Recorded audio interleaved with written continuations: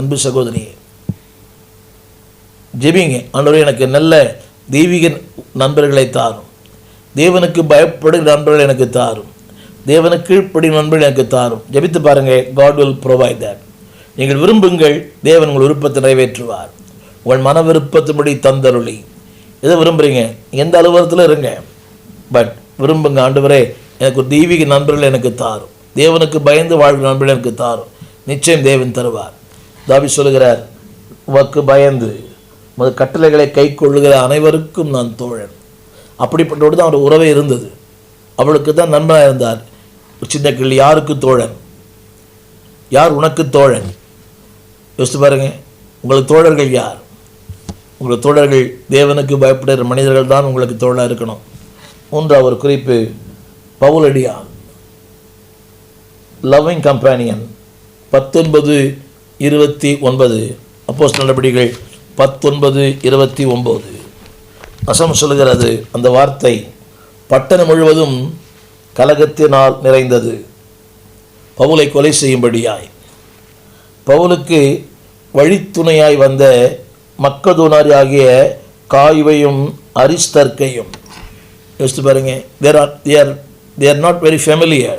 அரிஸ்தர்க்கு, காயு, 3 யோவான்ல வருது. உன் ஆத்துமா வாழ்வது போல நீ எல்லாவற்றிலும் வாழ்ந்து சுகமாக இருக்க வேண்டும். 3 யோவான்ல 3 கதாபாத்திரங்கள், காயு, திமேத்திரியு, தியோத்திரேப்பு. இந்த 3 கதாபாத்திரங்களை வைத்துத்தான் அந்த 3 யோவான் எழுதப்பட்டது. நாம் எல்லாரும் அடிக்கடி பயன்படுத்துகிற வார்த்தை, உன் ஆத்துமா வாழ்வது போல நீ எல்லாவற்றிலும் வாழ்ந்து சுகமாயிரு. அது காயுவுக்கு சொல்லப்பட்ட வார்த்தை, கேஸ். அடுத்து ஒரு நபர் அரிஸ்தர்க்கு, இவர் பிலமோனிலே கூட வருகிறார். யோசித்து பாருங்க. அவர்கள் பவுலுக்கு வழித்துணையாய் வந்தார்களாம். கொலை செய்யப்பட போகிறார், சிறைச்சாலைக்குள்ளே போகப்படுகிறார், உபத்திரத்துக்குள்ளே போகிறார், ஆனால் வழித்துணையாய் வந்தார்களாம். இன்றைக்கி பிரச்சனைன்னு சொன்ன உடனே நம்ம விட்டு விலகி போகிற மக்கள் ஏராளம். இயேசுவை பிடித்த போது பேதர் தூரத்தில் பின் சென்றான். சிலுவை அண்டை யாருமே இல்லை. இதுதான் இன்றைய உறவுகள். பவுலுக்கு வழித்துணையாய் வந்த அரிஸ்தர்க்கு, காயு.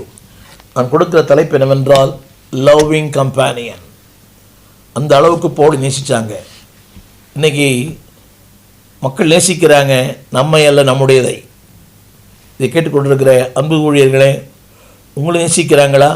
உங்களுடைய நேசிக்கிறாங்களா? அன்பு சகோதரனே, அன்பு சகோதரியே, உங்களையா உங்களுடையதையா? பிள்ளைகள் பெற்றோருடைய நேசிக்கிறாங்க, நான் பெற்றோர் நேசிக்கிறதில்லை. திரும்ப சொல்லுகிறேன், பிள்ளைகள் பெற்றோருடைய